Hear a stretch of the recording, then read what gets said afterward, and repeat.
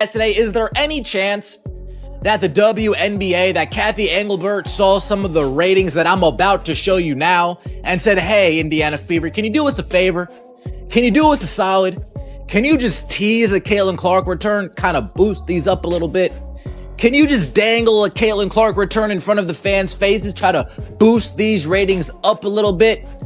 There was one matchup that this league can consistently rely on to produce massive viewership numbers. The WNBA is facing a moment of harsh reality, with numbers so disappointing that Commissioner Kathy Engelbert is likely wishing no one notices how drastically the league has struggled without Caitlin Clark. This isn't a minor drop in viewership or a setback that can be explained away. It's a full-scale collapse that highlights just how reliant the league was on a single player to carry it. Playoff ratings didn't just decline, they plunged dramatically, falling nearly 40% from last year, leaving arenas so sparsely filled that the empty seats and quiet crowds were impossible to ignore. News was just announced that WNBA TV ratings are down more than 50% since Caitlin Clark's injury, and it was also reported that the Indiana Fever television viewership is also down over 53%. Now, I know a lot of us were expecting some sort of dip since Caitlin Clark has been out with injury, but I don't think all of us were expecting the entire viewership of the entire WNBA. What was meant to be the WNBA's breakthrough season has instead become a case study in how to squander the biggest opportunity in women's sports through mismanagement, poor decision-making, and failing to protect the very player who is keeping the league afloat. When Caitlin Clark was healthy, Indiana Fever games drew over 1.2 million viewers on national TV, creating an appointment viewing the WNBA had only dreamed of for decades.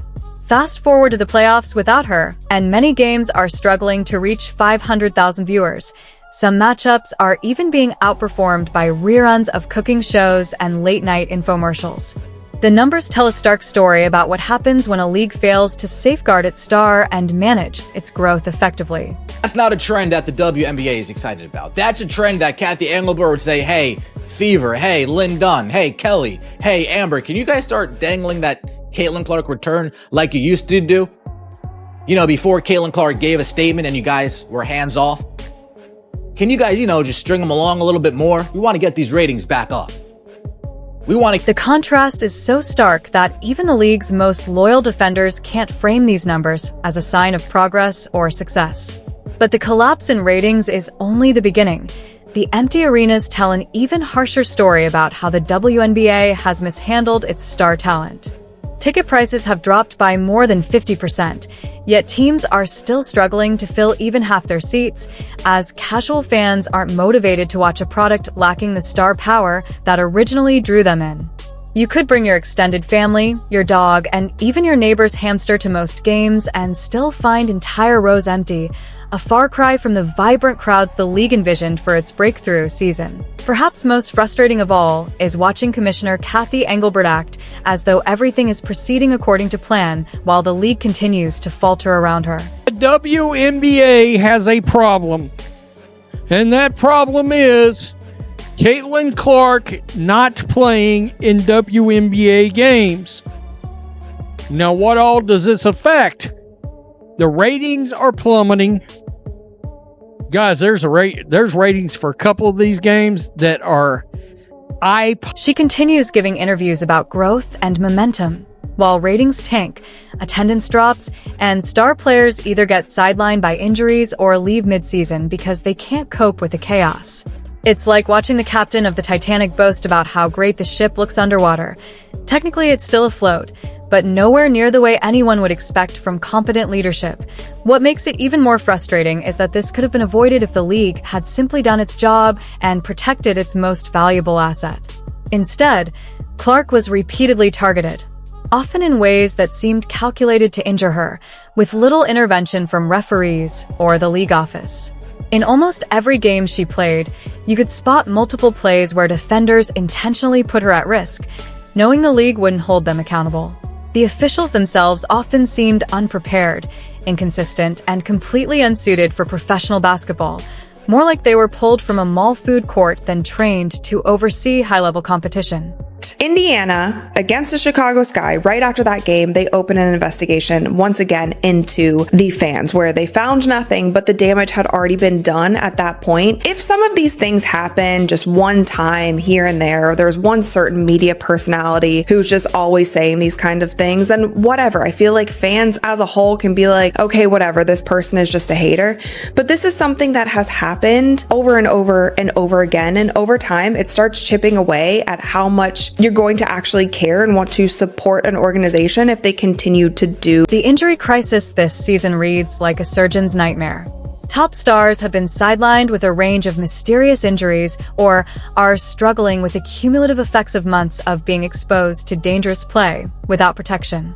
Caitlin Clark has spent more time rehabbing than playing, as defenders seem to treat her like she owes them something. Every drive to the basket carries the risk of another reckless challenge, often going unpunished by officials. Sophie Cunningham, once seen as a promising face of the league, is now out for the season after a deliberately risky play went unchecked. Angel Reese even left mid-season, a move that should have set off alarm bells for league leadership, but was treated more like a minor inconvenience. Officiating this year has been consistently poor, earning its own category of incompetence. Referees appear distracted, inconsistent, and ill-prepared, delivering calls somewhere between complete randomness and the guidance of a fortune cookie. Clark thing, man. I mean, it's embarrassing. It is embarrassing what you guys have done. And then people are catching on to your tactics. You got the people on Twitter catching on to your tactics. Like, look at this right here. Look at this right here. They say ESPN didn't want to show the ratings were down from WNBA All-Star Game because Caitlin... For unsportsmanlike conduct. If these referees had their own stat categories, they'd have zero consistency, a record of bad calls on almost every possession, and an overall rating so low that replacement level would seem like an upgrade. The timing of injury updates and Clark return teases also raises eyebrows. Whenever the league faces a ratings slump or social media erupts over declining viewership, suddenly there are hints of Clark coming back sooner than expected, or practice clips suggesting she's closer to playing than fans were told. It's easy to imagine league officials coordinating these moments to create a temporary ratings boost. Social media has been particularly harsh. Fans are documenting the decline in real time, posting side-by-side comparisons of early season packed arenas versus nearly empty playoff games. Twitter is full of memes featuring tumbleweeds rolling across vacant seats, and league promotional posts have unintentionally become comedy fodder, with fans mocking the promised excitement while asking where the action actually is. The replies serve as a masterclass in frustration and disappointment from an audience that was promised growth but received chaos instead. Rhodes, well, how about this? Pay us what you owe us. That looks like a ham sandwich and some Lay's tater chips right now. It's getting bad. I feel bad for Caitlin Clark. She come out and said on Sue Bird's podcast that she's feeling the pressure of not playing in these games. And that Fever Sky viewership fell off the... The economic fallout from this season's collapse is staggering. The WNBA poured resources into marketing what was supposed to be a breakthrough season, only to watch everything unravel because they failed to safeguard their most valuable player. Corporate sponsors are likely questioning whether investing in women's basketball is worthwhile if the product becomes unwatchable whenever the league's star gets injured. Television partners, who signed contracts expecting Caitlin Clark-level ratings, are now broadcasting games to audiences smaller than many high school tournaments. What makes this situation particularly frustrating for longtime fans is how this mismanagement squandered arguably the biggest opportunity in women's sports history. For the first time, casual fans were genuinely engaged, buying tickets, purchasing merchandise, and talking about WNBA games on social media. This was the moment to demonstrate that women's professional basketball could be both sustainable and profitable. Instead, the league allowed Clark to be repeatedly targeted until injuries sidelined her, taking all that newfound enthusiasm with her to the bench. How was the attendance for Team USA in the Olympics? what would it have been like if Caitlin Clark was playing on that team? Remember the first game? Look at this right here. National broadcast viewership. What are we talking about here? 1,000, what is that? 1.219? Is that the number? And the game afterwards got 485,000. So the Fever and their game against the Minnesota Lynx was 1.219 million. The contrast with how other professional leagues protect their superstars makes the WNBA's failures even more glaring. The NBA goes to great lengths to shield players like LeBron James and Stephen Curry because they know that without stars, viewership drops and ticket sales collapse. It's basic business sense, something the WNBA's leadership appears to have missed entirely. The NFL treats quarterbacks like priceless assets. Even the slightest contact with Patrick Mahomes results in immediate penalties. Meanwhile, Caitlin Clark can be slammed into the scorer's table, and referees simply let play continue. The current exodus of players should be triggering alarm bells in the commissioner's office, yet it's treated as routine in a league that has lost control of its product. When Angel Reese chooses to step away from games rather than risk injury, it isn't just an individual decision. It's a stark reflection of a culture and environment that league leadership has allowed to deteriorate. NBA's black superstars should thank their lucky stars for the record ratings Caitlin Clark is detonating, even if new fans are mostly white fans. It doesn't matter what color eyeballs are. But the other day, I must admit, it hit me like Katie Bell Henderson telling me that's enough.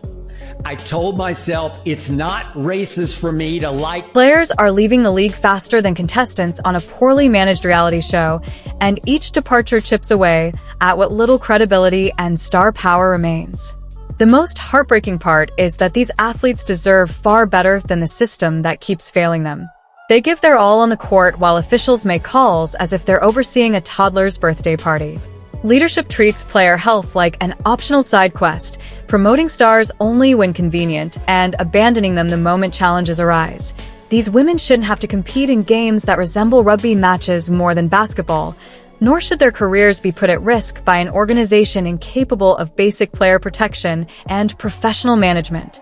Financially, the WNBA cannot endure another season like this without facing serious questions about long-term viability.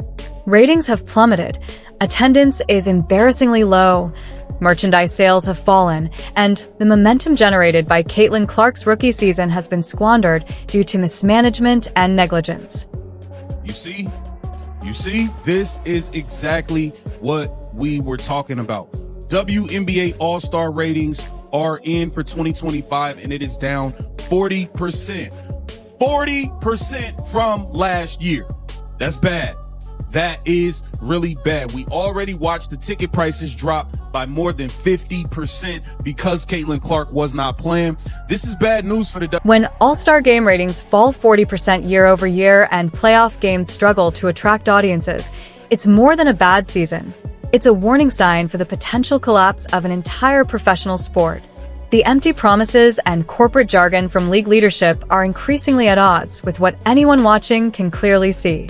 Commissioner Engelbert continues to talk about growth and momentum while overseeing one of the most dramatic collapses in recent sports history, masking inaction with buzzwords about reviewing protocols and player development. This season has become a case study in how poor leadership and tone-deaf messaging can destroy credibility. More broadly, it demonstrates that the WNBA's business model was heavily reliant on one player's ability to generate excitement and attention.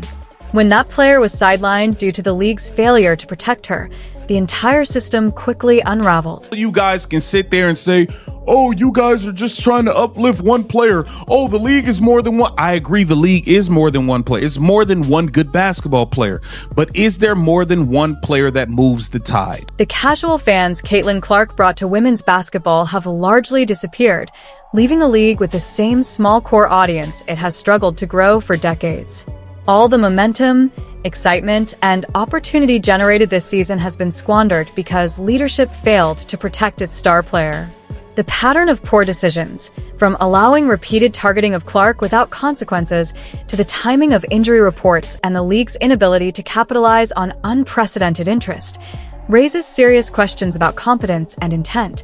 The fallout goes far beyond ratings and attendance. Trust with fans has been broken, Those who invested time, money, and emotional energy in the WNBA are now frustrated and vocal, documenting empty arenas and inconsistent officiating on social media. Corporate sponsors and television partners are reconsidering investments as the league's product has become unreliable, with audiences smaller than high school tournaments and merchandise piling up unsold. This season has also disrupted player development, leaving young athletes to navigate a chaotic environment instead of learning from veterans, and it will complicate recruiting, coaching hires, and front office staffing for years to come. The WNBA's international reputation has also suffered. Foreign markets that were considering investment are now likely hesitant, and plans for overseas expansion are effectively stalled. Opportunities in technology, analytics, and fan engagement are similarly at risk, as companies are reluctant to associate with a league mired in organizational dysfunction. Even academic programs and research initiatives centered on women's sports are impacted, as this season has become a cautionary tale rather than a model for growth. Culturally, the WNBA was poised to symbolize progress in women's athletics, but mismanagement has turned it into a warning about the consequences of neglecting star talent and ignoring operational fundamentals. Legal and regulatory scrutiny may follow as questions about league integrity and transparency arise. Media coverage and content creation opportunities are shrinking as interest wanes, creating a talent drain that further weakens the league's influence and visibility. Ultimately, the WNBA had the golden opportunity: star power, media attention, and a chance to transform women's professional basketball. Instead, arrogance, incompetence, and a failure to understand what made the product compelling led to a season defined by empty arenas, collapsing ratings, and squandered potential, a stark example of how to destroy credibility and waste the opportunity of a lifetime.